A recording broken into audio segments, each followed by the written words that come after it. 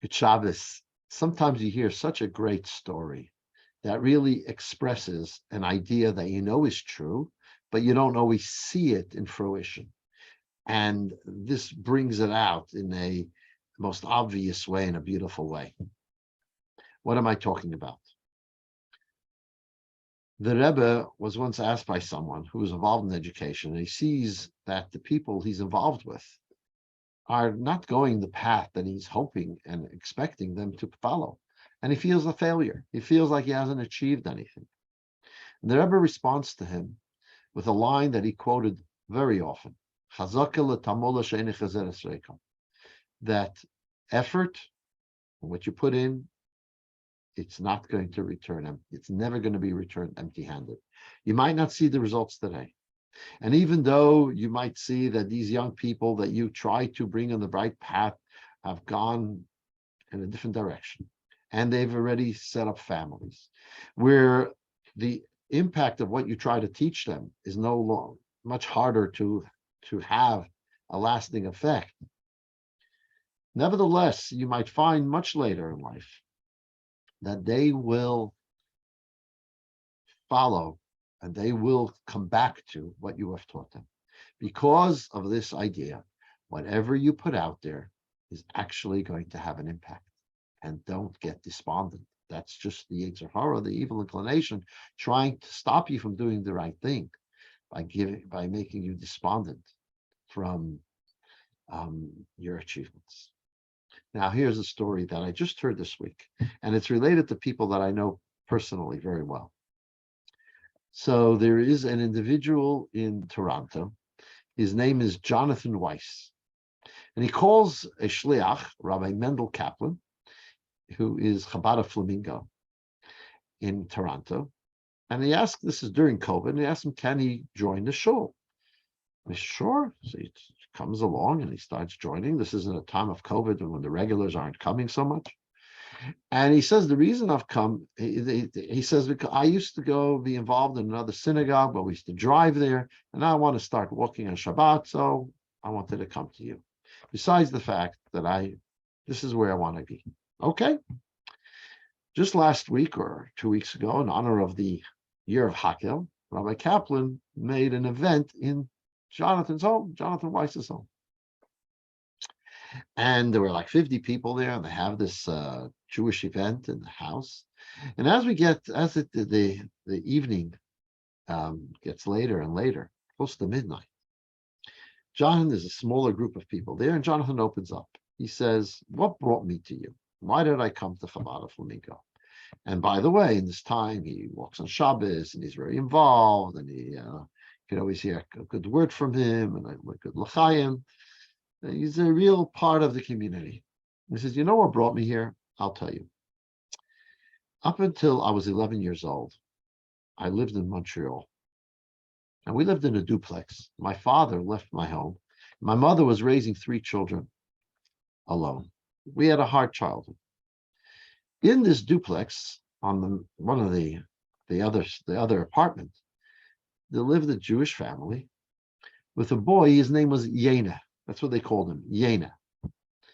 And he befriended me, and he would walk. He was a little older than me. He would walk with me to shul.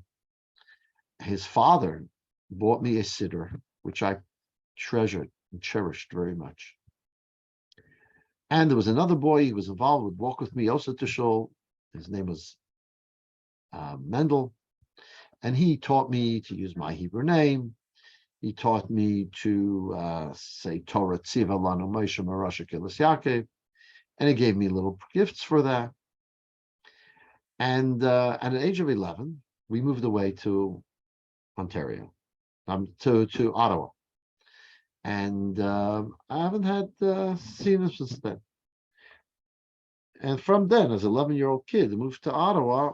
I haven't had any connection to the Siena, but the memories of going to shul with him, to the Chabad shul in Montreal, and the preciousness of that siddur or saying the verse of Torah really has always kept me warm. Very special memories for me.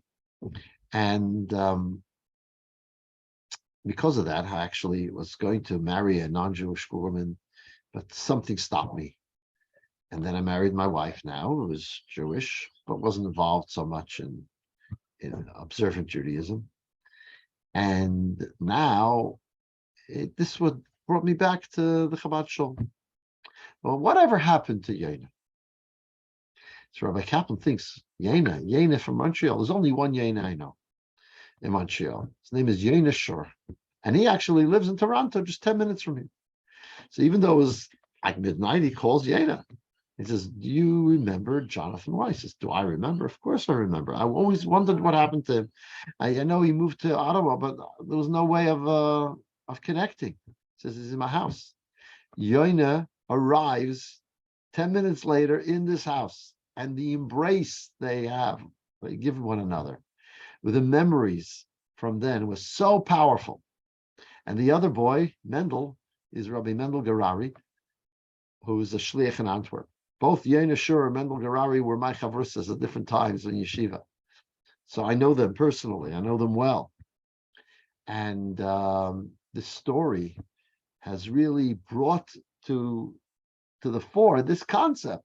Whatever this little young boys, gave this young man, this youngster, the care, walking to shul together, getting him to say a pasuk, a verse in the Torah, Torah Tziva Lanu Moshe, giving him a siddur which he says he always treasured, and he took with him wherever he went. He always had that siddur to give him comfort and treasure. That brings out this idea so powerfully. So remember, put